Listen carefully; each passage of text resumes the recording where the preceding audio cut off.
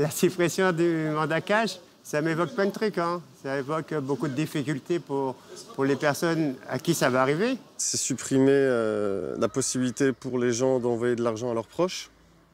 Donc je pense que ce serait un moins pour nous. Aujourd'hui, Consomag revient sur la suppression du mandat cash. Ce service de transfert de fonds avait été mis en place en 1995 et permettait de retirer une somme d'argent envoyée en espèces et sans passer par un compte bancaire. Deux formules étaient possibles. Le mandat cash urgent permettait aux destinataires de retirer immédiatement la somme qui leur avait été envoyée dans un des 9000 bureaux de poste en France. Autre possibilité, le mandat cash ordinaire qui permettait de transférer jusqu'à 1 500 € disponibles pour le bénéficiaire le lendemain du transfert.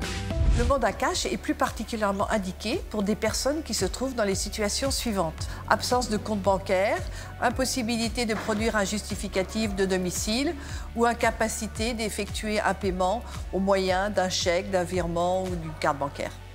Depuis le 1er janvier 2018, il n'est plus possible de transférer des fonds par le biais de ce service postal. Cette suppression serait due à la baisse du recours au mandat cash. Une disparition due à la très forte bancarisation des Français qui utilisent beaucoup les virements. Une façon aussi de lutter contre le blanchiment d'argent. Cependant, cette suppression pourrait poser des difficultés pour les personnes non bancarisées ou qui n'ont pas de compte bancaire et qui avaient recours au mandat cash. Il reste des alternatives pour effectuer un mandat postal via notamment une entreprise qui permet des transferts instantanés d'argent dans toute la France, mais à des tarifs beaucoup plus élevés que ce qui était proposé avant. Un nouveau mandat doit être mis en place pour effectuer le paiement de prestations sociales.